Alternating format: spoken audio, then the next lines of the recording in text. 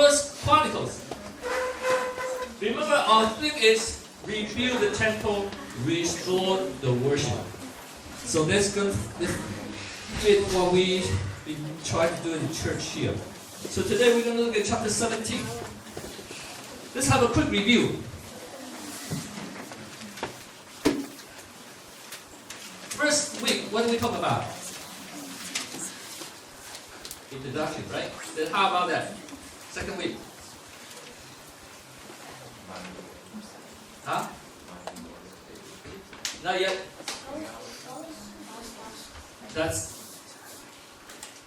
Remember the genealogy? Still remember 9 chapters of genealogy, right? That's about my identity, heritage, and result. What's after that?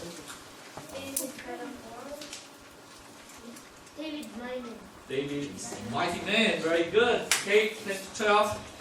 And then what's next? Last week. Seek the Lord. Remember about the ark. Yes. Okay. Alright, I want you to see this is the one book. Okay, this is one book. And today we come into chapter 17, which is the key of this book. Chapter 17 is keys of this book. So I'm going to label it the key after God's heart. So if you have a Bible, okay, turn to First Chronicles chapter 17.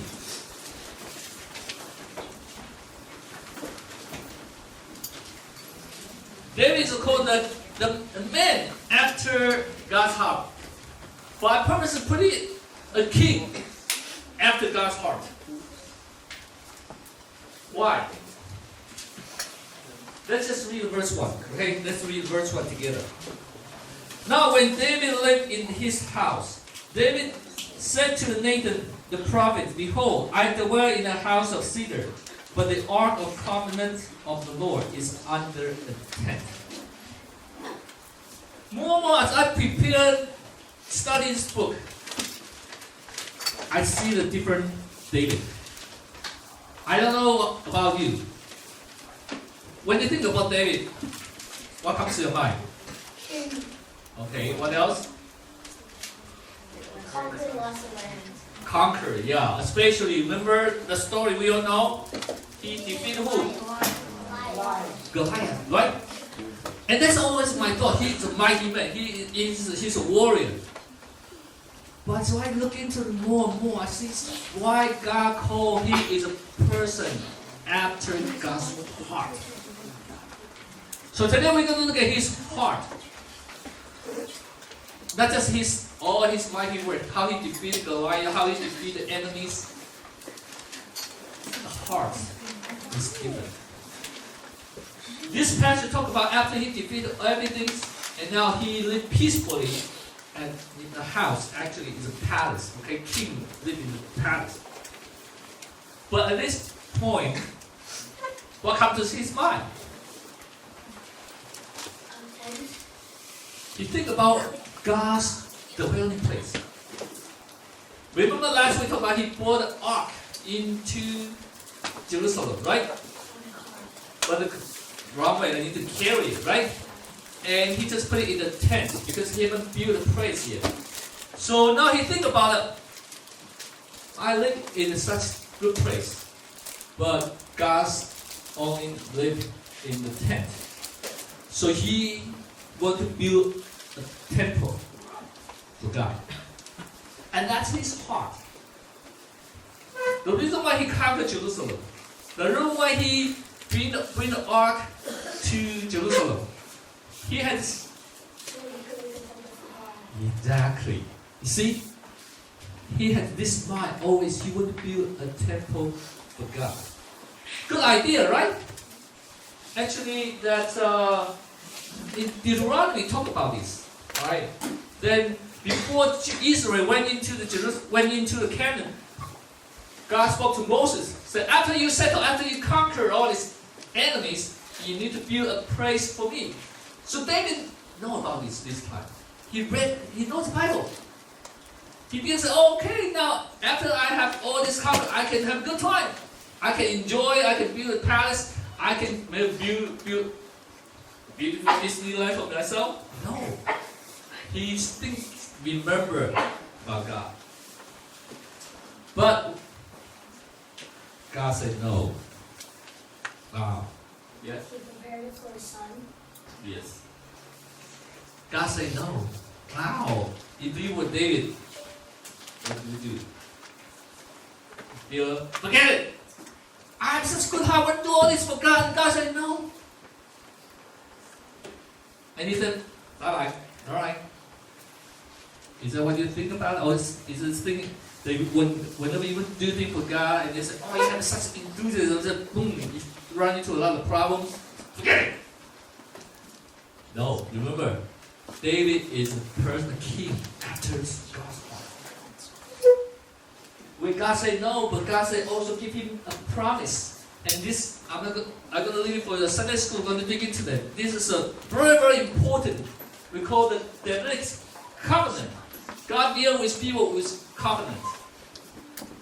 This is a very important concept. I'm going to leave it in the Sunday school. But I'm going to talk about how David responds. God said, no, you cannot build this, but your son is going to build this temple, and I'm going to establish the kingdom forever. This is a very, very powerful covenant, and Jewish people remember this. How David responds. Look at this verse 16. How does David respond? Then King David went in and sat before the Lord and said, who am I, O Lord God? And what is my house that you have brought me thus far? Thank you. Wow. Well, thank you, John. I told John that if he didn't sit here, I don't know how I'm going to preach. Okay, so thank you. All right, that's his response. And think about it. Before, when he tried to build a temple, he sit in his house, right? His palace. But when now God said no, where did he go? He went into the tent to meet with God. You see his heart? When his heart always wants to close to God. So he go inside and then sit before the Lord. That's the heart. He went close to God and he started to pray. Right. So today you see the whole thing is about prayer. So we can learn the pattern of how do we pray. How do we come to God.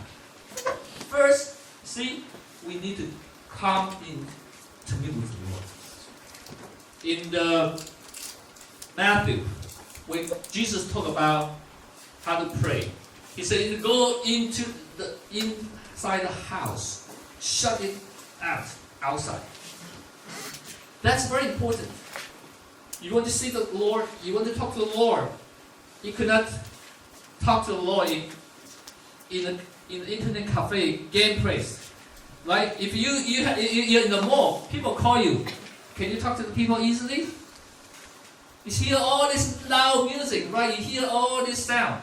So, when you want to meet with the Lord, go to a quiet place. Meet with the Lord. And then look at his response. Who am I? Wow. Who am I? The king knows who he is. Think about it. David is a king. And he's the most powerful king of Israel. But when God say, I'm going to build you a kingdom forever, he's overwhelmed. He's overwhelmed by God's grace. Who am I? Oh Lord God, what is my house that you have brought me so far? Do you know who are you? This is the most important place. Another king. King Nebuchadnezzar is Babylon, okay? King of Babylon. That's what he said. Is this great Babylon that I have built for the house of the kingdom by the might of my power for the honor of my majesty? Wow, what a big contrast, right? And do you know what? If you continue to read this, Bible said, he haven't finished yet. God put him become a beast, an animal.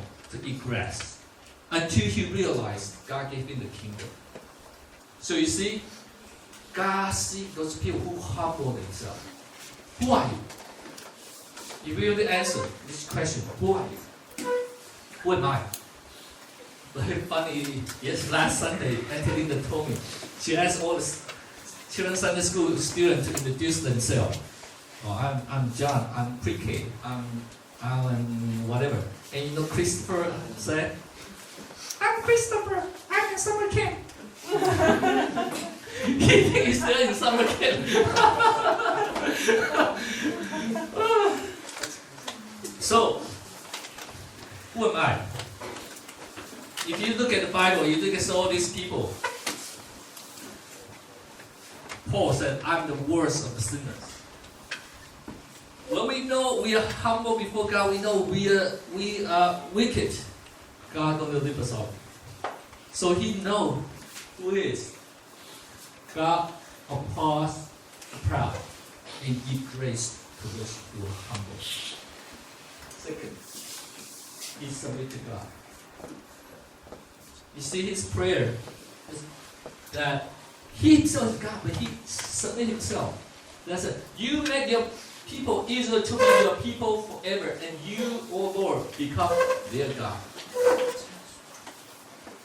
See, every time you come into the church, there's a proclamation. You know, you proclaim that you belong to God, and God is our God. That's a big proclamation. That's identity of you. So who sits on your throne on your life? It's you, me, or God. So when we pray, it comes, it submit to God. Say, God, you sit on the throne of my life. Which way is better? You want you to sit on there? Then you got to take care of everything. Like, now who's in charge of your household? Your father, right? If Richard is you, then is that a good thing now? Why? I can in charge of everything. But tomorrow what are you going to eat, right? How can you pay the rent? Wow! You got to worry about that.